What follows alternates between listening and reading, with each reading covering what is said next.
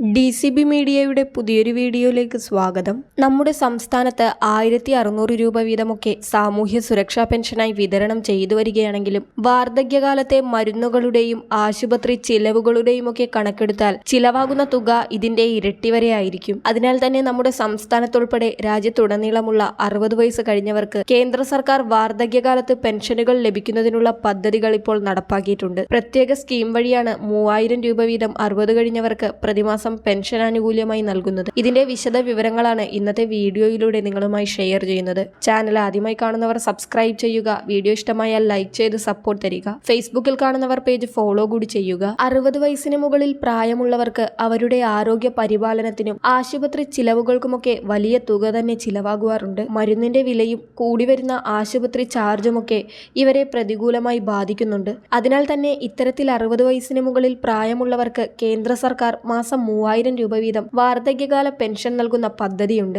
അതോടൊപ്പം തന്നെ പെൻഷൻ വാങ്ങുന്ന വ്യക്തി മരണപ്പെട്ടു കഴിഞ്ഞാൽ അദ്ദേഹത്തിന്റെ ഭാര്യയ്ക്ക് അല്ലെങ്കിൽ ഭർത്താവിന് പിന്നീട് 3000 രൂപ വീതം ലഭിക്കുന്ന സാഹചര്യവും ഈ പദ്ധതിയിലൂടെയുണ്ട്. ഇനി ഇവർ രണ്ടുപേരും മരണപ്പെട്ടു കഴിഞ്ഞാൽ മിച്ചം വരുന്ന തുക മുഴുവനും കേന്ദ്ര സർക്കാർ ഇവരുടെ നോമിനിക്ക് നൽകുന്നതായിരിക്കും. ഇതിനായി ഇപ്പോൾ അപേക്ഷ സമർപ്പിക്കുവാൻ സാധിക്കുന്നതാണ്. അപേക്ഷ സമർപ്പിക്കുന്നവർക്ക് ID നമ്പർ ഉൾപ്പെടുന്ന ഒരു കാർഡ് കൂടി ലഭിക്കുന്നതായിരിക്കും. കേന്ദ്ര സർക്കാരിന്റെ ഏറ്റവും ജനപ്രിയമായ ഒരു പദ്ധതിയാണ് പ്രധാനമന്ത്രി കിസാൻ മന്ദൻ യോജന. PM കിസാൻ മന്ദൻ യോജന എന്ന ഈ പെൻഷൻ പദ്ധതിയിലേക്കുള്ള അപേക്ഷ ഇപ്പോഴും നൽകാവുന്നതാണ്.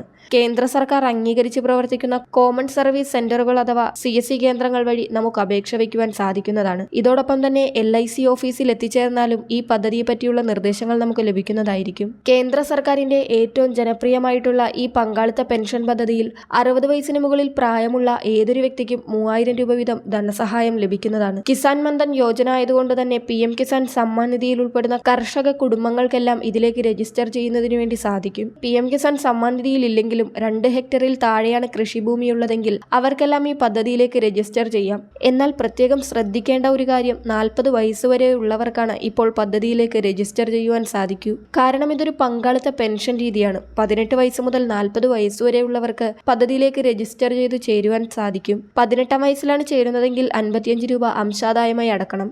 എല്ലാ മാസവും ഈ തുക അടക്കണം. പ്രായത്തിനനുസരിച്ച് ഈ അംശാദായ തുകയുടെ നിരക്കിൽ വ്യത്യാസമുണ്ടാകും. എന്നാൽ അടയ്ക്കുന്ന തുകയിൽ വ്യത്യാസമൊന്നും ഉണ്ടാകില്ല. ആ തുക തന്നെയാണ് മാസം തുടർന്നും അടയ്ക്കേണ്ടത്. അതായത് 18 വയസ്സിലാണ് ചേരുന്നതെങ്കിൽ 55 രൂപയാണ് മാസം അടയ്ക്കേണ്ടത്. എന്നാൽ 29ാം വയസ്സിലാണ് ഒരു വ്യക്തി പദ്ധതിയിലേക്ക് ചേരുന്നതെങ്കിൽ 100 രൂപ വീതമാണ് അംശാദായമായി അടയ്ക്കേണ്ടത്. ഈ തുക മാസം തുടർന്നും അടക്കണം. തുകയിൽ മാറ്റമൊന്നും ഉണ്ടാകില്ല. ഇനി 40ാം വയസ്സിലാണ് ചേരുന്നതെങ്കിൽ 200 രൂപ വീതമാണ് മാസം അംശാദായമായി അടയ്ക്കേണ്ടത്. അത്തരത്തിൽ പ്രായത്തിനനുസരിച്ച് തുകയിൽ വ്യത്യാസമുണ്ടാകും. നമ്മൾ അടയ്ക്കുന്ന തുകയ്ക്ക് തുല്യമായിട്ടുള്ള വിഹിതം കേന്ദ്ര സർക്കാരും നമ്മുടെ പേരിൽ നിക്ഷേപിക്കും. അങ്ങനെയാണ് ഈ ധനസഹായം 60ാം വയസ്സ് മുതൽ തിരികെ 3000 രൂപയായി മാസം പെൻഷനായി ലഭിക്കുന്നത്. ഏറ്റവും വലിയൊരു ഈ ജനക്ഷേമ വാർദ്ധക്യകാല പെൻഷൻ പദ്ധതിയിലേക്ക് അംഗങ്ങളെ ചേർക്കുന്നതിനുള്ള അപേക്ഷ ഇപ്പോഴും തുടരുകയാണ്. അതിനാൽ ഇത്തരത്തിൽ മാസം 3000 രൂപ 60 വയസ്സ് മുതൽ പെൻഷനായി ലഭിക്കുവാൻ ആഗ്രഹമുള്ളവർ പദ്ധതിയിലേക്ക് അപേക്ഷ വെച്ച് ചേരുവാൻ ശ്രദ്ധിക്കുക.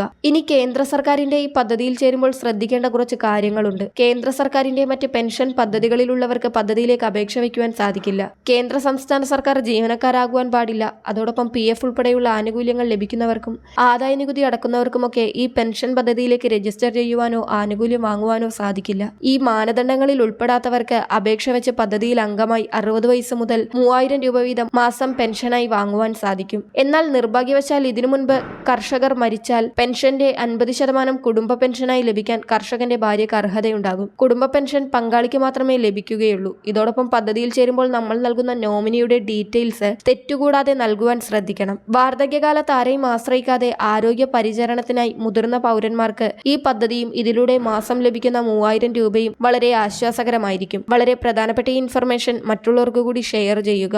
പുതിയൊരു വീഡിയോയുമായി വീണ്ടും കാണാം.